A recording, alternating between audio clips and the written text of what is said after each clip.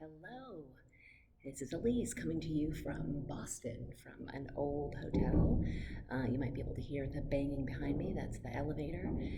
It's got lots of creaks and groans, like a lot of us do as we get older, which is kind of funny because today we're talking about well-being, and I really wanted to just jump on and talk a little bit more about the relationship between well-being and our success and our having what we want on the planet, and just how deeply important it is that I am taking good care. And that takes tremendous intention, but what it takes before intention is awareness.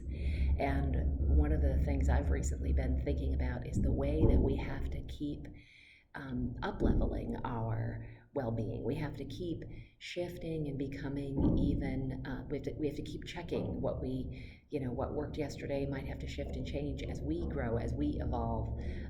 It's no different than when we're teeny tiny tiny. Diapers are a great part of our well-being, but there comes a point where we need to shed those for something different. It's just so much more obvious when we're little than when we get to a certain age.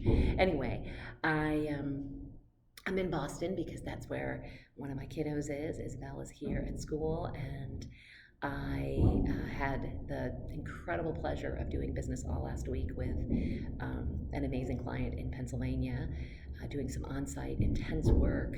And that's one of the places that I've had to notice that my reset, because it's interesting when I'm doing this really deep work.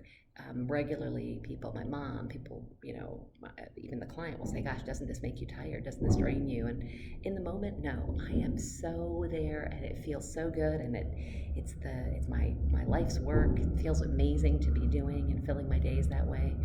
But what I've learned, actually the hard way, is that within a couple of days of that, as soon as that work is finished, I start to feel the depletion. And that's one of the reasons that I booked this weekend in Boston. It's a short hop flight away. I don't have a schedule.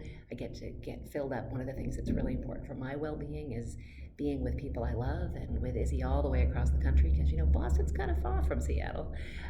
It feels really good to get to see her world. And again, I wouldn't do this if it was required. Being certain places at certain times. For me, this trip is all about relaxing, walking, checking out the different, walking through the library and hanging out with books. We've been through like a half a dozen old bookstores, seeing some of the sites, but not with any drive, with any requirement, so that, because that's one of the ways that I replenish.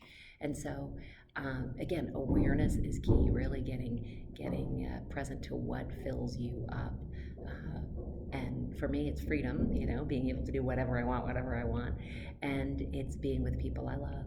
So I would love to see in the comments what you do for your own personal self-care.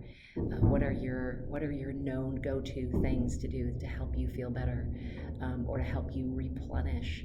And if you're not sure, that is the first question. Take a moment, grab your journal, start writing what you already know, writing how it goes. For me, the way that I discovered this is I'm used to being able to go, go, go, but I would get done with this big work and then not understand, like, was I getting sick? Why was I so tired? Like, it really took me a bit to realize, oh, I left it all on the field, and I need a few days to restore to my full energy.